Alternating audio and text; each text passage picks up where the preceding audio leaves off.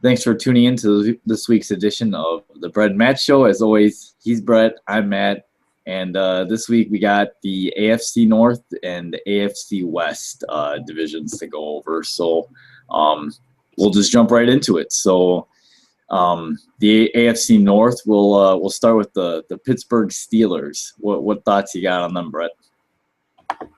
Well, obviously the offense coming into the season, you got some obviously very exciting players, some really nice players, Antonio Brown and Le'Veon Bell and Martavius Bryant as weapons for Ben Roethlisberger, who I think is an underrated quarterback.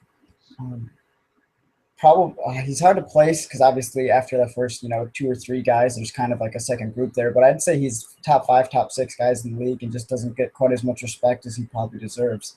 But obviously early in the season with Bell is going to be suspended. I believe it's 2 games, and Martavius Bryant is now suspended for 4 games.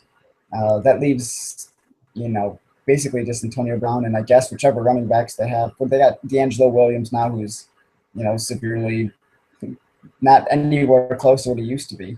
And in that division, I think that's going to hurt them because everybody is really, really close and tight in that division. Yeah, I agree. I mean, division's been tight, I feel like, for the last few years. Don't see any reason why this won't be a close race. I mean, you mentioned the Steelers, they got a good offense, and this isn't the same, cliche Steelers defense that they've been known for. I feel like, obviously Ike Taylor, Troy Polamalu's not there anymore. They're really going to need on defense. I feel like Ryan Shazier is going to have to play like the first round pick that they made him, especially because they passed up on CJ Mosley, who was really good, and the Ravens took 1 pick later. But speaking of the Ravens, they're also in the North. You still got Joe Flacco at quarterback. Still got some staples of the defense. Obviously, I just mentioned CJ Mosley's still good. You still got Terrell Suggs. Speaking of Suggs, though, he kind of went low on Sam Bradford in the preseason game against the Eagles. Do you think that's called for, or do you think that was a cheap shot? It certainly looked like a cheap shot, and given Suggs' reputation occasionally as being a guy that's not opposed to getting a little dirty, I'd say. I don't know if I want to say he's a dirty player, but it's sort of like a conversation that we had with Matthew Dellavedova. Seems to find himself in situations where it looks a little dirty. And that, I think, was one of them. Now, it may or may not have been a read option, which the league came out and said, that made it legal to hit Bradford there. Yes. But come on, man. It's the preseason. Just you come flying in. I understand. I got you. And with all the injuries, I mean, yeah, you don't want to see someone go down with, especially a guy who's already had a bunch of ACL injuries, go down because Suggs is busy hitting the guy low. But I don't know. Like, I was upset and I wasn't at the same time because I was like, okay, no reason to go low like that on the guy. At the same time, the game is so geared for the offense anyways, like. And that's the rule. I mean, if you're running a read option type thing, the quarterback's fair game. That's true. And, for a guy like Sam Bradford, that's a very odd place to have considering, his injury history. Yeah. Like putting him in a position where guys are still going to hit him even if he's not passing the ball or not a threat to run. He's not a threat to run anyway. So, I guess in that way, maybe you have that defense if you're them saying, come on, it's Sam Bradford. The guy's knees are like dead. He's not going to be a threat to run. Like, why are you even biting on the read option so hard? But except that's when you don't have to run. I guess when you can just do that pass pull the ball out and he'll scamper for like 10 yards. You're right, and that would probably be like in a crucial third down situation. It would in like be a big third down at the end of a game or something. It wins them to the division against Dallas or something, or not Dallas, but it would be Dallas in his situation. It could be Dallas, yeah. I don't know. I don't know if that was necessarily dirty. I mean, I think it was probably at least uncalled for, especially because it's the preseason. Regular season, sure, tackle him.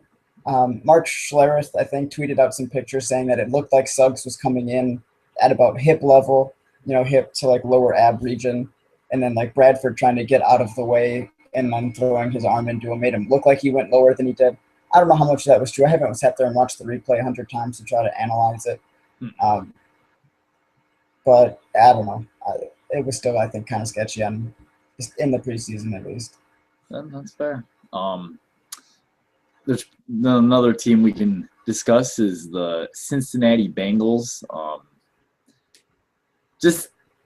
Are the Bengals ever going to get over this hump of just being mediocre? Better question is, can they do it with Andy Dalton? Probably not. I thought you loved Andy Dalton. Thought he was your boy after he beat the Badgers at TCU with a bunch of cheaters that were busy selling crack, but that's a different story. It is a different story, and Dalton not part of that group. At least selling the drugs. He was, I think, on the team. Anyway, he's just so inconsistent. I mean, they consistently, are competitive. They get to the playoffs occasionally. He's a good regular season quarterback. And it's weird too because it was funny watching the preseason game the other day, and it was Gruden was talking something about how too many times he's intercepted, especially when going to AJ Green. And we think AJ Green's obviously one of the elite receivers, but he said some of those times it's not Andy Dalton's fault. And on cue, the next pass was went to AJ Green right off his hands for a pick. And it was like, well, damn. I mean, so you look at the numbers. Yeah, maybe Dalton's definitely not an elite guy. Maybe he's, barely good or above average. But at the same time, we've got this image of AJ Green being elite, and he just doesn't always make some of the catches that we would expect elite wide receivers to make, and gets Andy Dalton, put in even some situations or, his numbers look worse because of it. That's a good point. And it's funny you brought that play up because the one thing I do try to watch all like the highlights. And so obviously I watched, it was against Tampa Bay. Yeah, that was kind of funny. It looked like a Lovey Smith defense, though. They were taking the ball away a couple times. Yeah, I mean, the Bengals are ever going to take that next step. He's got to be the reason. I mean, he's got to step up his game. The last team in the AFC North is the Cleveland Browns, who they're entertaining to follow if you enjoy watching things like, no one knows what quarterback they're gonna have, and Johnny Manziel, and I don't know. It's one of those things. Shane Wynn, go like you. It's one of those things that I think I'm just more excited for Johnny Manziel, and I like watching him play, but I really don't think he's probably going to be the day one starter. I think as far as his development is concerned, he shouldn't be the number one starter right now. I think he just needs, to sit back and try to take – not to mention, who the heck's he going to throw a ball to? Dwayne Bowe, who hasn't played in a preseason game yet? Did they draft a guy last year or this? They didn't take one last year because we yelled at them for not doing that, right? We did. Did they finally do it this year? No. Well, actually, I made that up. I don't remember, but I mean, they got three running backs, a couple guys from last year, and now they had Duke Johnson in there. Yeah, I don't know. I mean, they have Terrell Pryor playing wide receiver, which he may make the team, right? Yeah, he definitely could if he can. He's going to be on display this weekend, actually. So, I mean, if he makes a couple plays here or there, there's definitely a thought that he could make the team. I'd like to see Shane Wynn make the team, obviously being an IU homer. He scored that touchdown pass up the right sideline the other day, the 21-yarder from Johnny Manziel. So that was kind of cool. But at the same time, they've got a couple of guys on the team already that fit that mold where they can be return guys and they're smaller. Shane being extremely small at about 5'7", 170 pounds. So with them already having two guys slightly bigger than that, but still not big guys ahead of him, it's going to be difficult for him, I think, to make the roster. But still cool to see him out there playing, and hopefully he at least sticks on the practice squad if he's not on the actual 53-man team. That'd be kind of cool. Sure. So that brings us with our predictions. So in the AFC North, who do you have winning it, Brett? That's a good question. I'm gonna go with. I'm gonna pick the Steelers. Okay.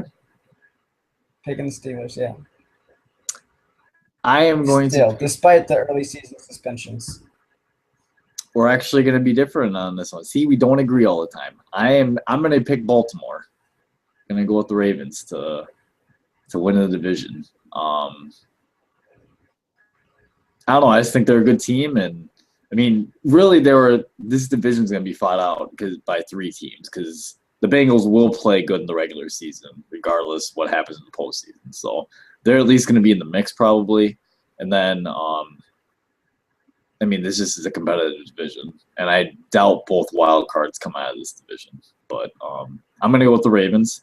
So my second place team, God, I really actually, you know what, I think I'm going to. I'm going to say the Bengals are going to actually finish second in the division. Well, that's all right. You're going to have the Steelers going third. And it is no, possible. I'm going to have the Browns being. Please, we know we're not happy, bro. We already picked the Browns fourth. We already know that. That's we just went over them for. That's all. But I'm going to go. Oh, do I want? I'm still saying Baltimore edges out by like a game, or they might win the tiebreaker or something with Cincinnati. I'm going to go Baltimore too. No, that's fair. Yeah, so obviously I have the Steelers finishing third then. Probably it's something like 9-7. And do you see, okay, since we're predicting obviously the Browns to finish last, do you see if they continue to struggle, if at some point in the season they just throw Johnny Football out there? Oh, yeah. It wouldn't surprise me at all. If they struggle, he's going to get thrown out there because, I mean, what was there to lose? I mean, besides, losing your quarterback's confidence and, ruining them. But I don't think he's going to have issues with confidence, though, is he?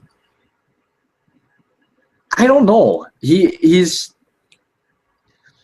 seems to be showing that he's a little more composed and not the same guy that he was last year. I don't know. I mean, I haven't watched a ton of him, obviously, but the little bit I have gotten to see, it looks like he's actually like making progressions and doing things that NFL quarterbacks do. So, I mean, yeah, I guess if you're the Browns, I mean, what do you have to lose? You already know McCown's ceiling. You don't know Manziel's. Yeah, and I mean, you've talked with Jim Leonard, and we've read things from Joe Thomas, and they seem to think that things, and he seemed to think that he's turned the corner, right? Like he's definitely a changed kid. So hopefully that's going to help him from a football perspective. But I think internally that confidence that he's had, or at least is portrayed on the outside, will always be there. At least I hope it is. That's kind of what makes him fun. It's true. So there you go. I got the Ravens, Bengals, Steelers, and Browns, and Brett has the Steelers, Ravens, Bengals, and Browns. Sorry for the state of Ohio, is what Brett's saying. Sucks to suck, Sucks to suck. So moving on to the AFC West, we'll start with the Denver Broncos, who, everyone knows kind of how they, they spent all that money last year to, bring the defense in and help Peyton Manning, and then it was actually Manning who really ended up just kind of playing really poorly down the stretch of last season. It seems like Manning, though, apparently he started his NFL training a little bit earlier this season. He's been eating healthier and got his body in better shape. And also, apparently, the Broncos are being really conservative in giving Peyton Manning some extra rest days. and hoping all by giving him extra time that it'll pay off. In the months of December and January and so forth.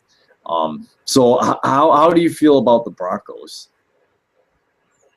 I still feel really good about Denver. It's going to be interesting with that new offense. I haven't gotten really to see any of their preseason yet, to see if they've really incorporated those bootlegs or, getting Peyton and whoever the quarterback's going to be out on the move as much as we thought they might. But, it's Peyton. He's obviously at the line. He's going to know the offense, even though it's new. He's going to be able to make the adjustments and all the reads. And they still got some pretty decent weapons, despite – they lost Julius Thomas. But they picked up Owen Daniels. Woo! So, obviously, it's a decline. I'm not saying he's the same, but he at least knows that offense as well. And he's always been productive in it. I think offensively they're fine.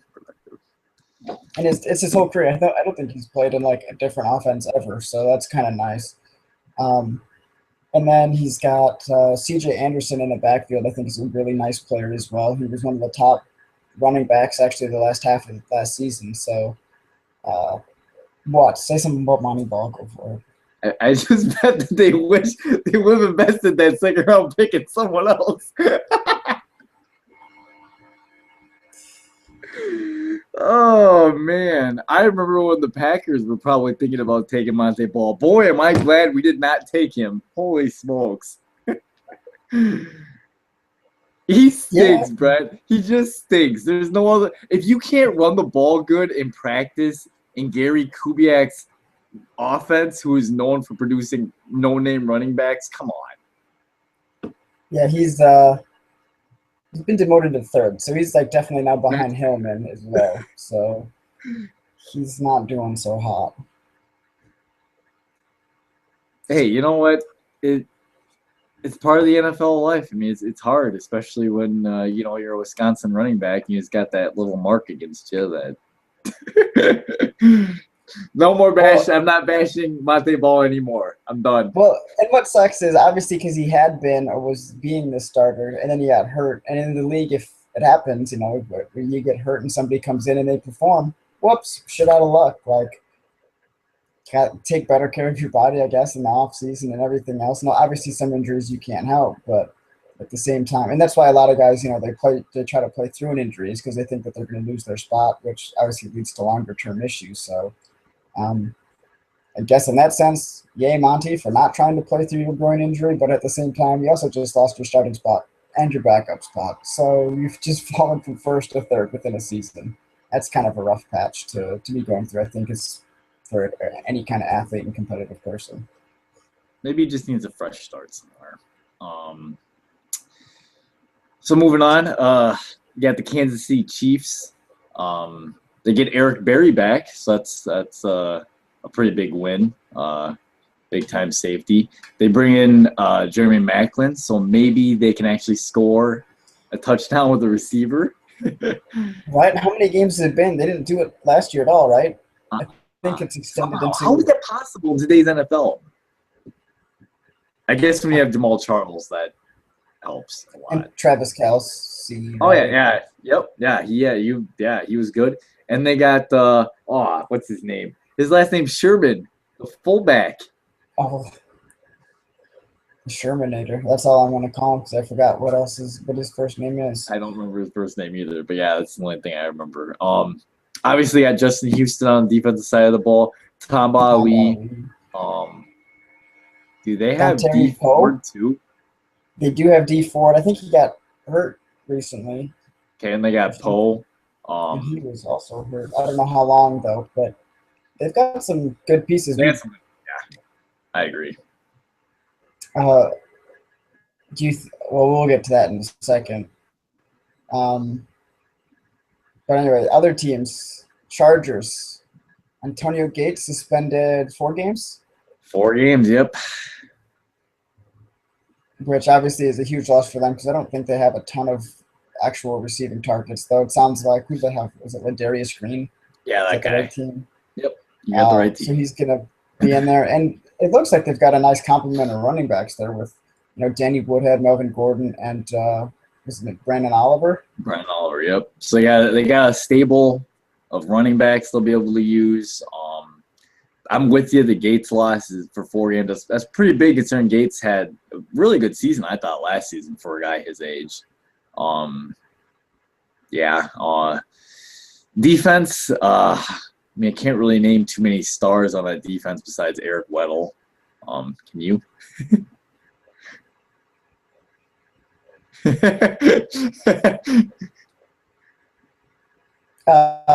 Corey legit. I forgot. How could I forget? Corey, the defensive tackle. I think he's the defensive tackle / defensive end. The kid from Illinois, Corey, that gets good. I remember him. Yep. That's probably it. Do they have is Melvin Ingram on that team? Yeah, I think so. Or did he go somewhere? I think he's outside linebacker, right? Yeah, outside linebacker. Yeah, I think he is. Maybe that's all we need to say about that. The Chargers D is some guys there that we. And they, The last team in the division is the Oakland Raiders, who, I gotta say, if you're a Raiders fan, you've been in the black hole literally for a while, watching your team struggle. I think they're finally starting to climb out of it. Got some good young pieces. Amari Cooper's receiving, rave reviews from all sorts of other NFL players. You got Khalil Mack and Derek Carr, who we said a long time ago were the cornerstones of your team that you're going to build around for the next how many years. I think still got Chuck Woodson. Still got Charles Woodson for one more season, he says. Not sure why he wants to come back, but they're obviously, very welcoming to have him back. But yeah, I think the Raiders have a chance, to improve some more this year. Maybe obviously probably not going to make the playoffs, but I don't see any reason why they won't improve, and they very well might not be the worst team in that division.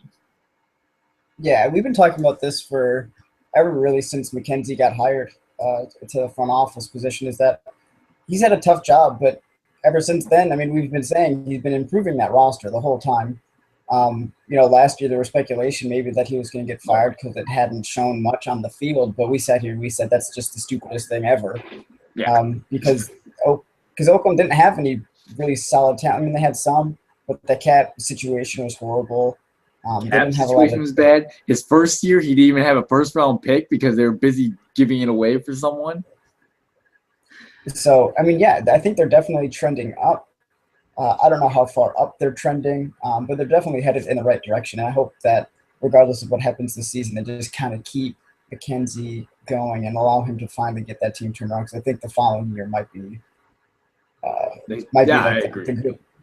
That might be I agree with you. The following year, if they make another stride this year, the following year, I think they'll be on the cusp of getting a playoff berth, which would be huge for a team that hasn't been in the playoffs in a long time.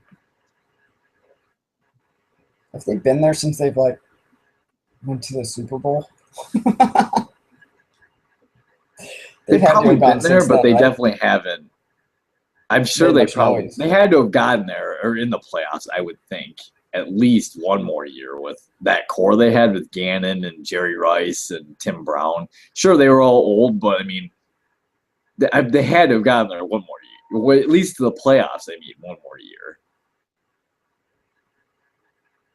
I'm going to look this up. While I'm looking for it, though, predictions. What you got going? I'll go first. Not that I want to say this one's obvious because anything can happen, but Peyton Manning and the quarterback gap between – Philip Rivers is a good quarterback. I like Philip Rivers. I'm not saying Manning's that much far ahead of him, but Manning's got a much better team around him on both offense and defense. I'm going with the Denver Broncos to win the division.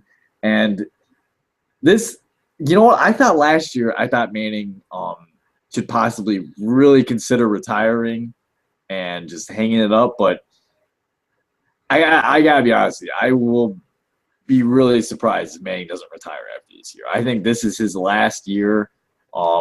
His body has shown that. He obviously Denver's taking steps to try and help Manning in the later months of, December and January. But obviously the last year, like, it was pretty well proven that his body was breaking down when it came that late in the season. I think that Denver will win the division. I think Manning will play really well in the regular season, and I think they will probably I really want to almost take them as, and we're going to go over this in our AFC, our next podcast, the AFC South. I'm sitting there trying to figure out who's going to be the 1 and 2 seeds and stuff like that. And Denver for sure is going to be in the mix for, I'm going to say, the 2 or 3 seed. So they probably don't get the 1 seed, but maybe they do. I don't know. But either way, picking Denver to win the division.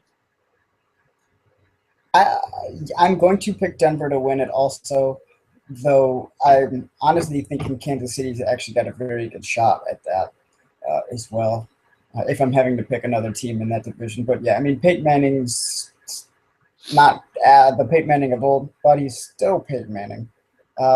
Also, I have this pulled up. The last playoff appearance for the Raiders indeed was that Super Bowl season. Wow. Oh, man. It's been a long time. On Tampa Bay. They haven't been there since 2002 as their last playoff appearance. Jeez.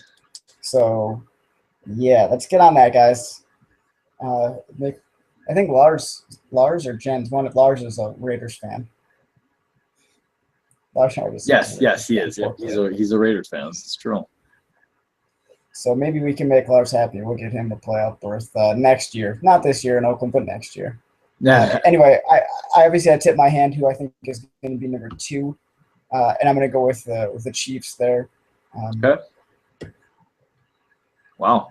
All right. I think the offense is going to be, better than it was in previous or last year, and defensively, Justin Houston and Tamba Ali are probably the best pass rushing duo in the league, at least off the top of my head that I can think of. They're pretty darn good. I mean, with it being a guys, league, you got to have that Eric Berry back. If he's, the Eric Berry that we know and thought that he could be, then they're gonna have a really good defense, I think, too. Mm-hmm. That's definitely understandable. I am gonna pick the San Diego Superchargers to be number 2. Maybe that's just putting a little too much faith in blind love and going with what I want rather than, what makes most sense. But I'm picking the team with, I guess for this division, my picks are going to be, I'll give away the rest of my picks at this rate. But I guess I'm picking off where I feel like the quarterbacks sit. And I just think Phillip Rivers is by far better than Alex Smith and better than Derek Carr. And I think he's going to make one more play than those guys and be able to get his team to finish second in that division. So in that case, are you going Alex Smith or are you going Oakland Raiders? I guess I will go with who will finish third. I'm picking the Raiders, actually, to finish third. Wow. It's a little bit of a statement, but picking the Raiders. I think they'll finish third this year. I think they will not be the worst team in the division.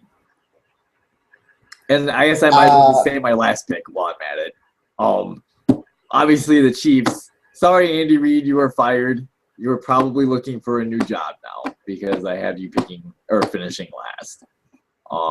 It's not that I don't think the Chiefs are talented. I think the Raiders are gonna. I don't think they're gonna finish last in this division, and I just needed to pick someone. And I'm sorry, I've never been a big Alex Smith guy. I think he's he's a good game manager. I don't think that he has the ability to make the big time throws that you need to make all the time. And I think Derek Carr is the real deal. I guess maybe I'm just optimistic on both the Chargers and the Raiders, but that's what I'm going with. If Oakland played in the AFC South, and say we traded them with Houston, which obviously wouldn't make sense geographically, I could probably see them finishing second in that division behind the Colts and ahead Behind the of Colts. Jacksonville and Tennessee. But in this one, I don't know, man. I still have them finishing last. You know, I like them. Like I said, I think they're trending up. They're going to be better than previous years. It's just not the time yet for them. You know, after Manning retires maybe this year, you know, and the Denver falls off the cliff until us Brock Osweiler is legit. Maybe he is. Maybe he is. Got the Red Zone or Old Spice commercial theme playing in our ears now. But yeah, I'm just gonna have to pick the Raiders last there. But like I said, I like them. Like I said, Derek Carr, when we did that the NFL draft thing last year, I think I had him going 4 to Cleveland. You did. So you had him going top 4, Brett. Look, Blake Bortles got drafted 3rd or whatever it was. Okay, I don't think Derek Carr going 4 is too much of a stretch, really. Yeah, I remember I was shocked that Bortles went 3rd. I was calling right away that this is going to be a bust and not be good. If he plays any way like you did Madden, it's not going to be a good season. Man, he was trash in Madden. I also blame Madden's gameplay. I want to trade this game in already. I want to trade this game in already. So that wraps up our AFC North and the AFC West. So next week we'll have the AFC East and we'll have the AFC South. You know, we got some Indiana people that follow the show, so we'll definitely have some Indiana football. Maybe have a little Colts insight, although I'm sure Brett and me both think pretty highly of the Colts. You know, a lot of things you look at have the Colts versus the Packers in the Super Bowl. That would actually be a really fun Super Bowl. And also, it would go with everything I've been saying for the last, Luck's been in the league 3 years? Mm-hmm. 3 years, right? The first year? Yes. The first year, he made the playoffs and lost. The second year, he made this will be his 3rd year, right? No, this would be his 4th because he came in the same year Russ Wilson came in. Do I have it right? I thought the way it worked, like he was improving every year. Like first year was just get to the playoffs. Second year was win a playoff game and get to the championship game. And now the next year is get to the Super Bowl. I don't know. That's what I thought. That's what happened with the Oklahoma City Thunder in basketball, though, with guys like Kevin Durant and Westbrook, where they were trash, got those guys, and then improved every single year until they did make the Super Bowl, got crushed. Well, not the Super Bowl, but obviously NBA Finals, but they got crushed Yes. at that time, and they haven't been back since. So, my philosophy, is interesting. The Colts should get to the Super Bowl this year. The Colts shouldn't have any issues scoring. With the receivers and tight ends that they have, Frank Gore at running back, so maybe they actually have a guy that can gain some yards. If Vic Ballard can be healthy. Obviously, this is all stuff we'll talk about next week. Anyway, they're probably – wait a second. One question. Unless you're going to talk about it next week. With Denver's seeding, who do you have in front of them probably, if you say 2 or 3? You going with the Colts or the Patriots. And that all depends on Jimmy Garoppolo. Topics for next week. All right, guys, we're doing Until next week. So, all right, so we'll see you guys later.